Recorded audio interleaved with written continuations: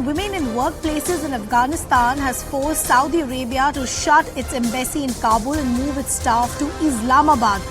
We're getting all of this courtesy of investigations editor Manoj Gupta. Now remember, even in December last year, Saudi Arabia had condemned the Taliban's decision to bar women from universities. Last month, you had the Organization of Islamic Cooperation that urged the Afghanistan government to lift the ban on women writing university entrance examinations. Sources also telling us here at CNN News 18 that Pakistan has also suspended consular services in Kabul after the Peshawar attack, in which 100 people lost their lives. Let's bring in our colleague Siddhant, who in fact has been tracking these developments for us. Siddhant, what else are you picking up? Well, that's right. So, look, the Islamic world is really concerned with the way Kabul has imposed ban on women education and women participating in NGO-related works. Now, this is what Manoj Gupta is telling us, that Saudi Arabia has condemned the decision of Taliban to bar women from university.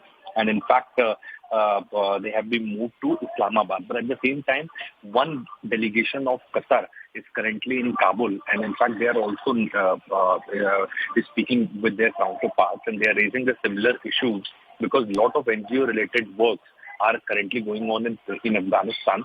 And Qatar and Saudi Arabia both are carrying those NGO-related works. Now, it is a matter of deep concern for these nations since the ban that has been imposed by Taliban also post the Peshawar attack. The sources have confirmed to us that even Pakistan has also shut the embassy operations in Kabul, and in fact they have not come out officially on it, but the sources are telling us. So more or less situation is getting worse in Afghanistan. It is deteriorating, and in fact not just Asian countries but Western powers are also concerned, and Islamic world is mainly concerned because there are a lot of ongoing projects, investments, NGO-related works which are currently going on in Kabul.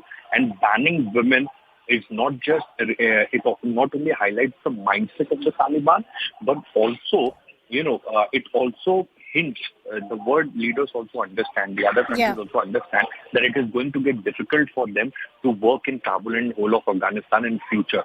I agree with the point that you're making, Siddhant, that this reflects the larger mindset as far as the Taliban is concerned. And if you go back when the Taliban had taken Afghanistan once again, they had said, quote unquote, that this will be a changed Taliban. But with each passing day, what is becoming clearer is that we're only going from bad to worse. Just give our viewers better context of the kind of diktats that we've seen from Taliban 2.0 on women.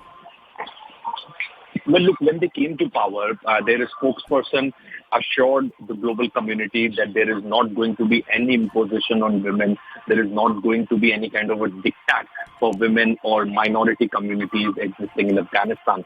But it appears that they are not following what they said at the time of taking over Kabul.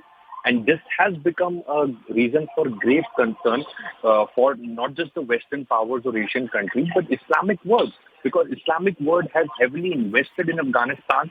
There are ongoing projects of Saudi Arabia, Qatar, and in fact UAE. In fact, India has also heavily invested in Afghanistan. The ongoing projects are being bombarded. They are under the attack by militia groups and the other groups active in Afghanistan. So any which way the Islamic power has taken over the country.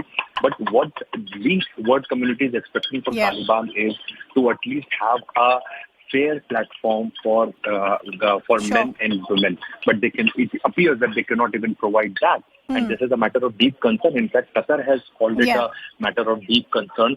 Saudi Arabia has shut the embassy and the staff has been moved to Islamabad. Qatar is right now negotiating with Kabul and their counterparts that what can be done. So every country is right now concerned with the growing instability in AFPAC region. Correct. Yeah. Siddhant, we leave the conversation there. Thanks a lot for getting us all those details.